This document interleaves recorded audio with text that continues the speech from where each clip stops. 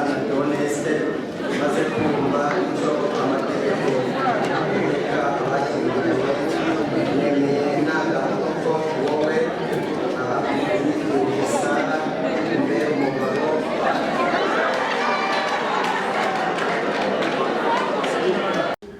mbona inka za Kabeza za Remera hano ubwo naho ni muri Kigali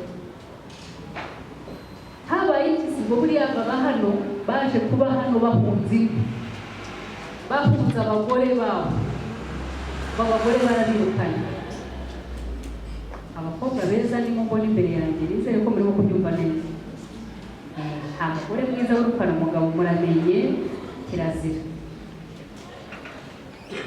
barabirukanye rero baragenda bajya kwishakira icyo bita ghetto nge nari nzi ko kibamo abanyeshuri ariko ngiye kumva numva ngo harimo n'abagabo wareba ukuntu yavunitse yubaka inzu ye na kredi arimo yishyura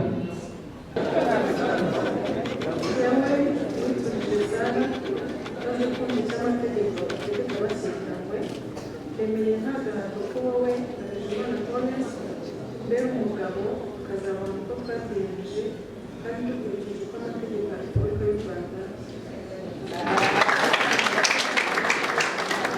Irembo Ryera TV, Irembo Ryera TV.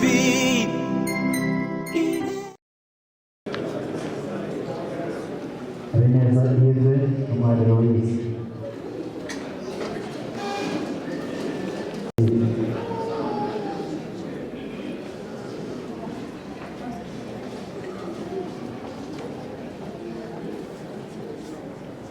Nsengimana Aphrodis umugabo ukaturira Sara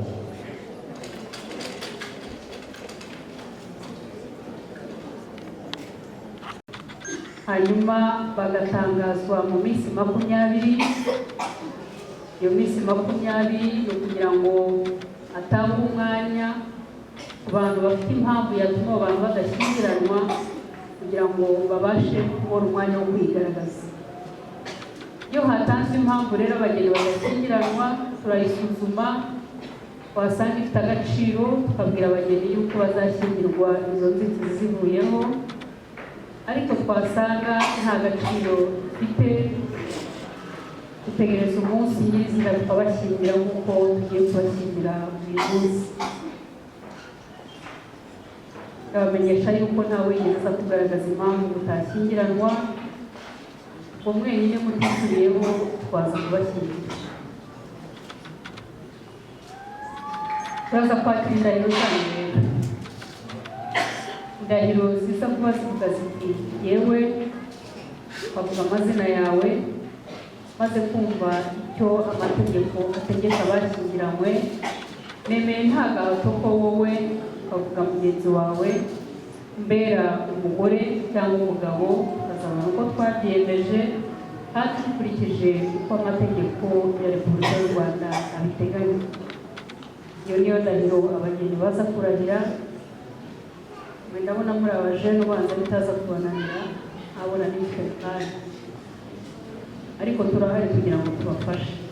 Nyuma rero iyo ndahiro y'abashyingiranywe umwanditsi w'irangamimerere nawe ararahira kandi ababwira yuko mushyingiwe byemewe n'amategeko.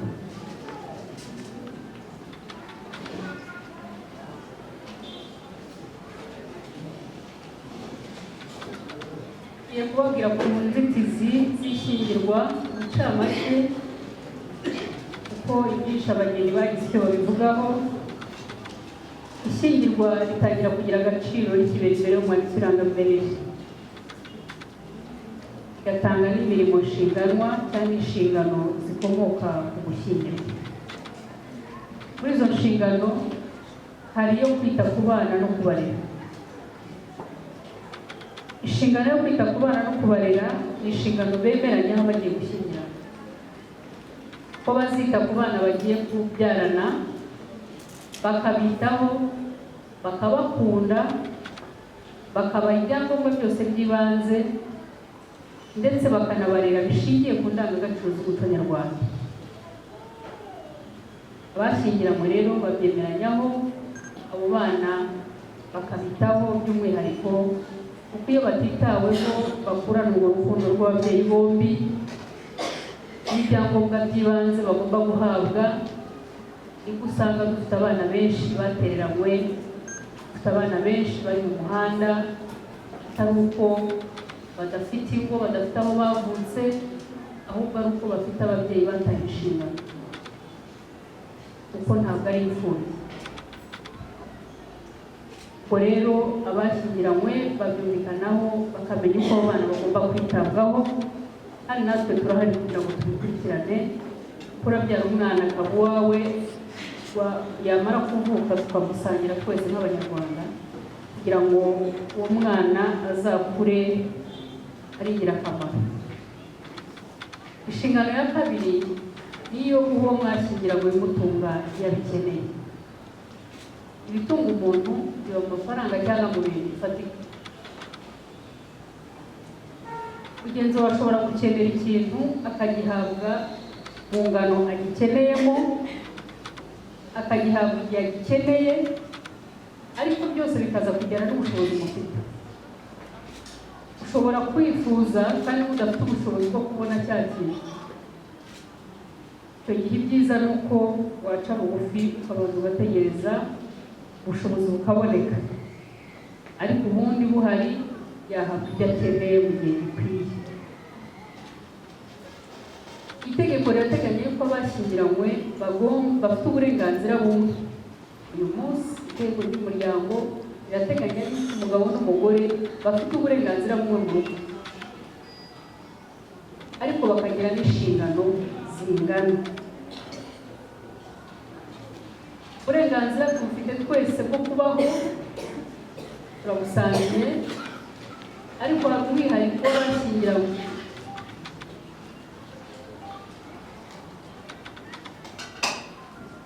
Uburenganzira bagira buratandukanye, ariko harimo uburenganzira bwo gufata ibyemezo mu rugo, uburenganzira bwo kungurana ibitekerezo mu rugo, uburenganzira ku mutungo n'ibindi.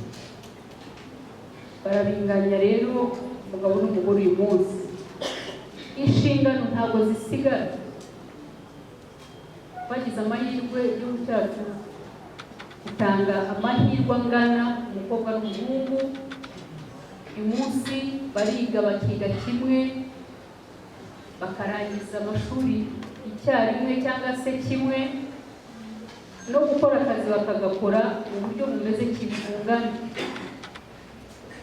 Ubwo rero ntabwo inshingano zisigana n'uburenganzira, birajyana. Abashyingiranywe bagomba kudahemukirana, gutabarana ndetse no gufashanya. Baba babaye umwe, ntabwo umwe akora ibye, ibyo umwe akora cyangwa ibibaye kuri umwe bifite icyo bikora ku wundi. Ugushyingirwa rero biha abashyingiranywe uburyo bwo gushinga umuryango ndemyabuzima. Hari ubw'icungamutungo muhisemo. Hano hari amahitamo yanyu, kandi mwibwire yuko hari ibyo mwakoze. Mwahisemo uburyo buzatuma umutungo wanyu mwese. Abashyingiranywe bafatanya ubuyobozi bw'urugo. Umugabo n'umugore bayobora urugo rwabo uyu munsi, ariko kuruyobora ntabwo ari izina gusa, ni ukurwitaho, ukaruhahira, ukizamo umuco mwiza, ukubaka rugakomera. Nubwo amakuru dufite ni uko hari bamwe baziyoborera hanze y'igihugu, kirengagiza ko mugenzi we ahari, ariko kubera yuko ako gaciro atarakumva neza, batanibuka n'uko itegeko ririho, yarangiza akayobora urugo rwe ari muri Central Africa cyangwa ari i Burayi, kubera kutizera gusa yuko uri buyoborwe uko yagombye kuba bakabyumva, ariko uyu munsi umugabo n'umugore nibo bayobozi b'urugo. Iyo rero batabyumvikanyeho,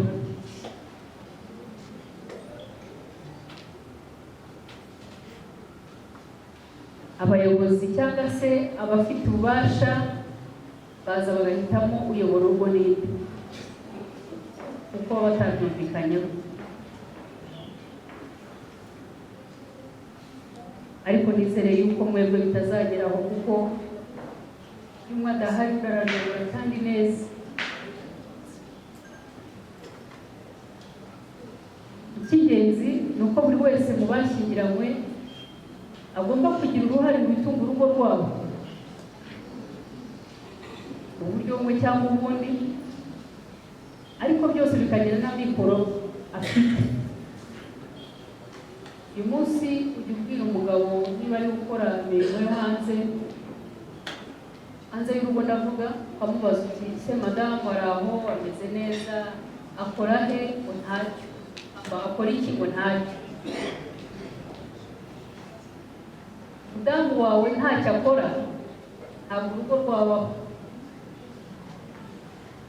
Ashobora kuba adakora imirimo yo hanze y'urugo, ariko iyo akora muri urwo rugo urishyize mu gaciro, ntabwo ushobora kubona amafaranga umuhemba. Arakora rero kuko akorera urugo rwe.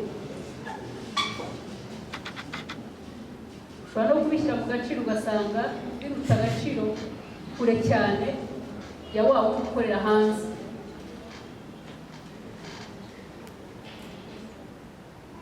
Akazi karahari rero, urugo rugira byinshi, biba bikeneye ko bihabwa agaciro gusa. Iyo umwe mu bashyingiranywe atubarira inshingano ze, kuko ibyo nabyo bibaho, akirengagiza nk'aho atariho, ubundi undi akaba ari uvunikira urugo wenyine. Icyo gihe ubifitemo inyungu ashobora kuregera urukiko kugira ngo rufate ibyemezo by'agateganyo byihuse, kugira ngo bize kurengera abana, ariko bikarengera n'urugo. Hari umubyeyi nakiriye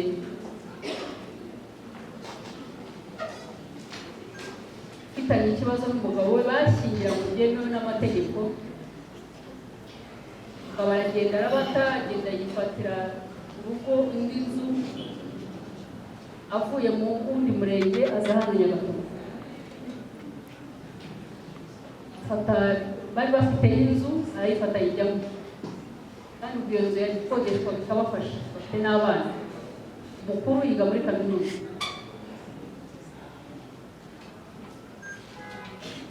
Mu bibazo afitanye n'umugore, umwana yashatse gusubira muri kaminuza,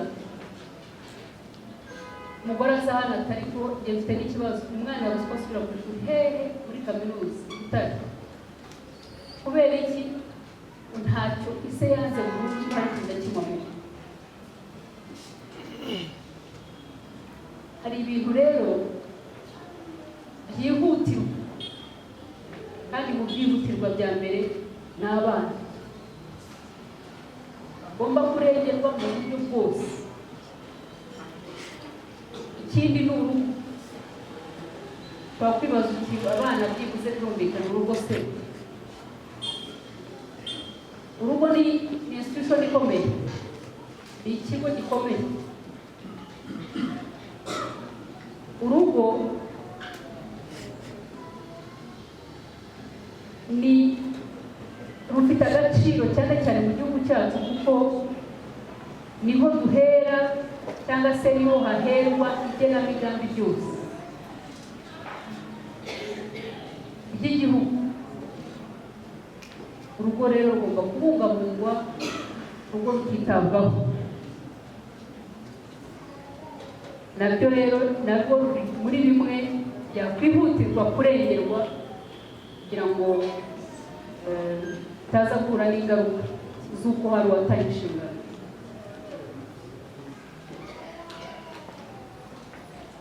Ishyingirwa rishobora guseswa ku mpamvu ebyiri. Ya mbere ni urupfu rw'umwe mu bashyingiranywe. Impamvu ya kabiri ni ugutana burundu kw'abashyingiranywe. Iyo umwe mu bashyingiranywe apfuye, uhereye ku ya mbere, ishyingirwa riraseswa.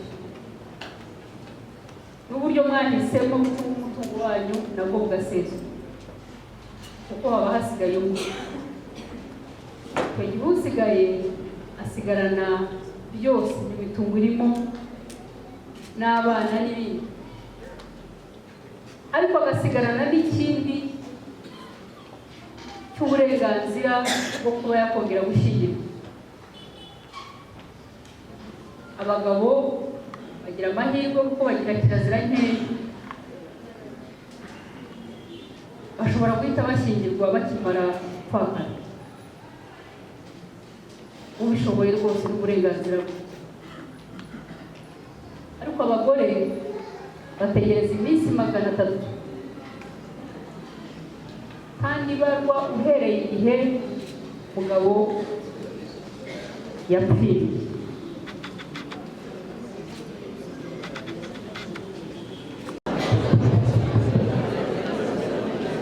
Ndabasobanurira mureke kubazanya. Avuga ko nawe pastor yajyaga ajya kunywa amazi akabona ari bukereza abantu, ariko mu buryo bw'amina cyane.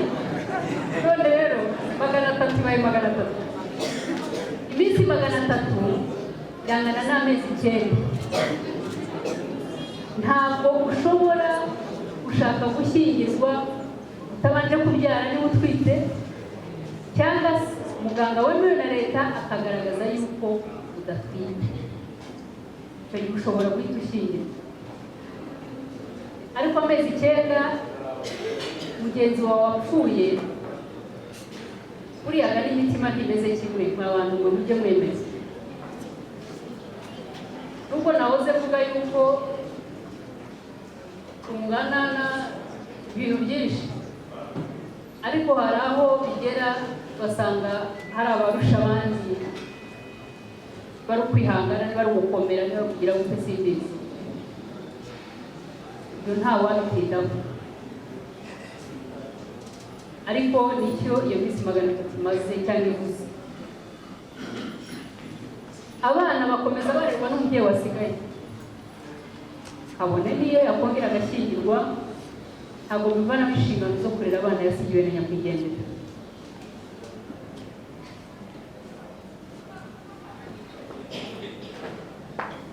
Abana rero iyo nawe apfuye, abana bagikeneye kurerwa,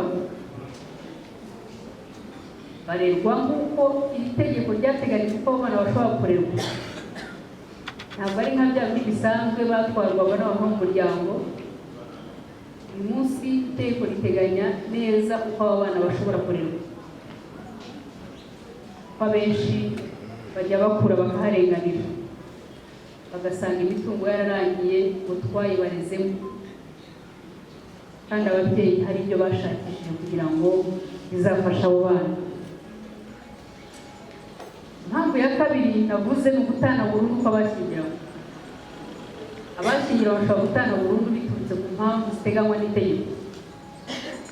Muri iri tegeko ry'umuryango hari impamvu ryateganyije bishobora gutuma abantu basaba gutana burundu. Ntabwo mbibabwira kugira ngo muzatandukane, ndabibabwira kugira ngo mubimenye, ariko kandi binabafashe mu kwirinda.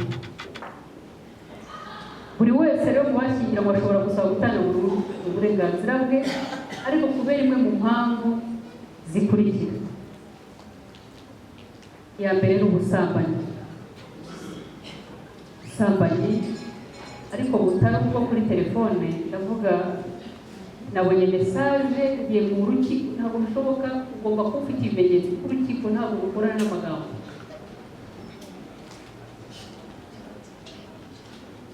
Uturwo ni buri gihe cy'amezi 12 akurikirana. Uyu munsi abantu basigaye baturugo babigize umuco. Unanirwa kugira ibyo mwumvikanaho, mwagafata akabaga kakabarasohoka aragize. Yibuka yuko bitemewe. ntiyibuka yuko harimo ingaruka z'uko bashobora kumurega ko yataye urugo akaba aragiye. Ni ahantu nageze nsanga abantu baricaye bakoze round, bambaye amakabutura, bambaye amasengeri n'amasandali, ariko sinari mbaza abo bantu. Ndavuga se abo bantu ni abahe? Abo bantu ni ab'i Kigali, ariko bafite inzoga nyinshi cyane, urabona ko basa nkaho bafite ikibazo rwose. Bata abantu ni ab'i Kigali. Kigali bavuga ni ngo ni nka za Kabeza, za Remera, hano ngo naho ni muri Kigali. Habaye iki? Ngo buriya baba hano baje kuba hano bahunze ingo, bahunze abagore babo, abagore barabirukanye. Abakobwa beza ndimo mbona imbere yanjye, nizere ko murimo kubyumva neza. Nta mugore mwiza w'urukana umugabo, muramenye kirazira. Abo barabirukanye rero baragenda bajya kwishakira icyo bita ghetto. Njye nari nzi ko kibamo abanyeshuri, ariko ngiye kumva numva ngo harimo n'abagabo.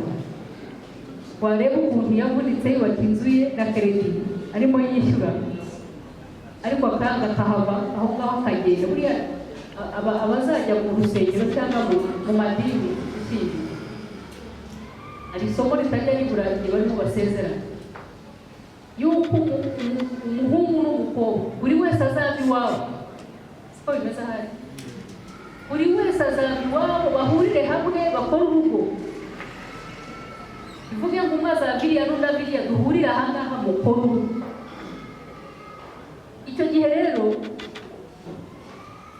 mu byumvikana nuko ntawagombye kuva aho ngaho. Murahaguma mwembi cyangwa murahava kuko mwazi icyayi. Ntabwo rero nta mugore wirukana umugabo, nta n'umugabo n'ukwiye kuba yirukana umugore, ariko ubundi arakwirukana kujyana yuko nawe yaje kutamusanze. Hari ubwumvikane, hari ibiganiro, kuko buriya nta kibazo na kimwe gishobora kubaho mu rugo umugabo n'umugore batashobora kubonera igisubizo. Ntacyo bazakubeshye ngo hari ikintu ngo ariko ngo hari anti uzakugike. Ntawe, nta anti nta ako, ni mwembi. Abaje kubashyigikira ariko ntibanyume nabi, ariko icyo neza ni kimwe. Nk'umuntu mukuru, nk'umuntu uzi amategeko, icyo ateganya ni uko umugabo n'umugore bafite igisubizo ku bibazo byose bafite mu rugo. Igisabwa ni kimwe cyoroshye, kubiha umwanya bakicara bakaganira. Kandi uyu munsi ingo zirimo zisenyuka nta kindi barimo bazira, jya uhura nabyo cyane. Barimo barazira yuko batabiha umwanya, ntibaganire. Kuko rutaganiriye rurashyira, rurarangira. Kandi ndagira ngo bivuge gake abantu batabyumva, ntabwo baganirira mu cyumba, baganirira mu ruganiriro. Muraruzi? Ndabona mukiri n'abatoyi banza kutaruzi. Uruganiriro muraruzi? Ahantu hagenewe kuganirirwa murabumva? Ntabwo ari mu cyumba. Mu cyumba bararyama bakaruhuka. Usanga iyo umwe aza mbere y'undi, araza akaryama yananiwe, undi yaza akaza nka saa tanu agatangira, ariko cyangwa se undi waje mbere, kuko undi we wa saa tanu ko bose bafite n'ibitotsi byinshi. Undi yaruhutse, yarangiza saa tanu zagera ati mbese waje atari gusa n'ikindi. Erega ibibazo ibi n'ibi byagiye wangabura saa tanu uzi. Ese ubwo ubwira uzi ngo arimo arakumva? Ibitaba bizaba amakosa ye, nibidakemuka bizaba amakosa ye. Yabivuye mu gihe kidakwiye, abibwirwa n'ahantu hadakwiye. Ufata umwanya rero wo kuganira ikintu gikomeye ku ngo.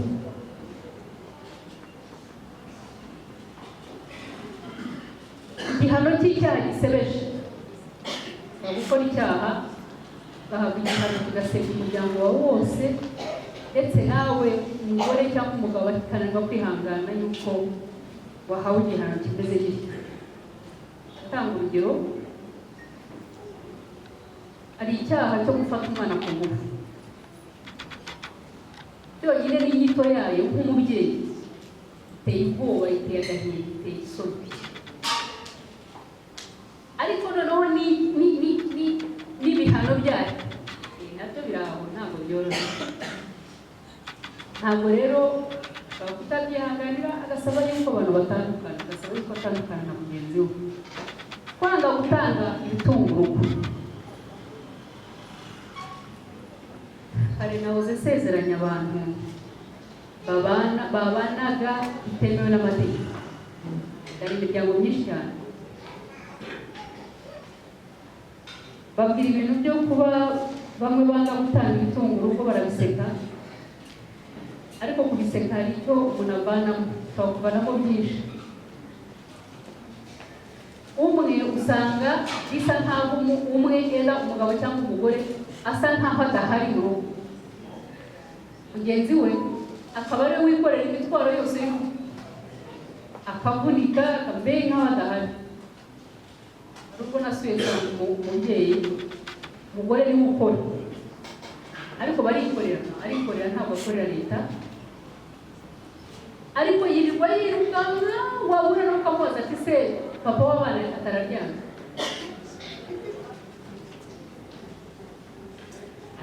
Ararwaye, aba yiryamiye. Ariko umugore yazengurutse, yavuye mu mujyi, yagiye muri industrial zone, yavuye yagiye Dubai, yavuye yagiye Mali, yavuye.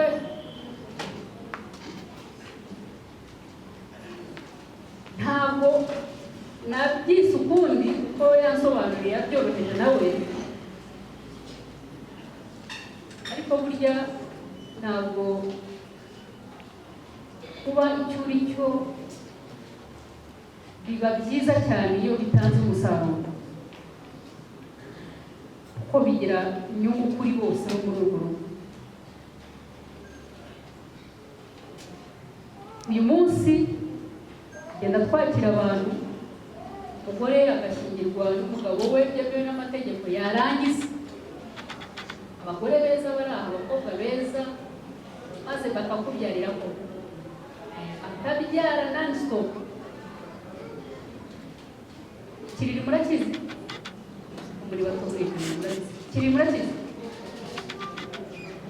Akabyara mu kwezi kwa mbere kwa kabundi, leta iduha amezi 3. Yemerukira kubyara ariko byari bimeze amezi 3. Muri ayo mezi 3 ukagaruka ku kazi, umwana ukaba wamusiga anywa amata n'ibindi. Ayo mezi 3 icyo navugaga byo ku kiriri, umugore akahava yongeye gutwita.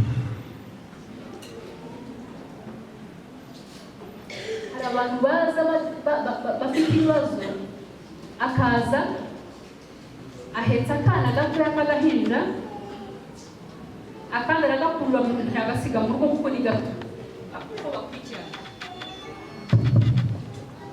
hanyuma aranatwite. Mu by'ukuri nta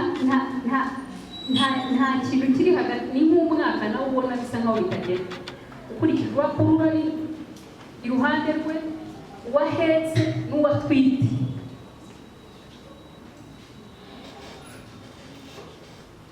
Ibyo biduhiye shusho, kandi akenshi aza ari muri complexe y'uko yarashyingiwe byemewe n'amategeko, umugabo yaramutaye, nta nubwo yita ku bana, ugasanga rimwe na rimwe abana batangiye kurwara indwara z'imirire mibi. Ababyeyi babo baracyashoboye, ni batoya, ariko bakobwa mugiye gushyingirwa, hari ikintu kimwe yo kubabwira abapapa bari ahantu banteruye, kuko niko bimeze, nta nubwo ari igihe babikoze. Ari bariya abapapa bari inyuma, ari nabo bagabo mugiye gushaka, bose ni bamwe, bavuka bakomeye, barangiza bagakenera yuko nawe ubimenya ko bakomeye. Uranyumva icyo mvuga? Bagakenera yuko nawe umenya ko bakomeye. Mu gihe rero wakoze kwita agasuzuguro mu gihe utamwubashye nk'uko yumva abishaka,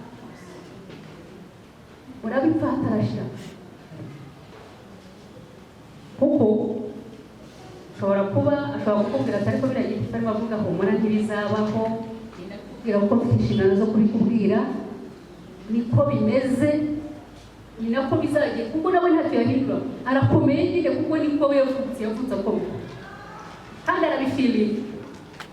maze kumva icyo amategeko ategeka abashyingiranywe, yemeye n'agahato ko wowe witurije Sara umbera umugore, tukazabana uko twabyiyemeje kandi dukurikije uko amategeko ya Repubulika y'u Rwanda abiteganya.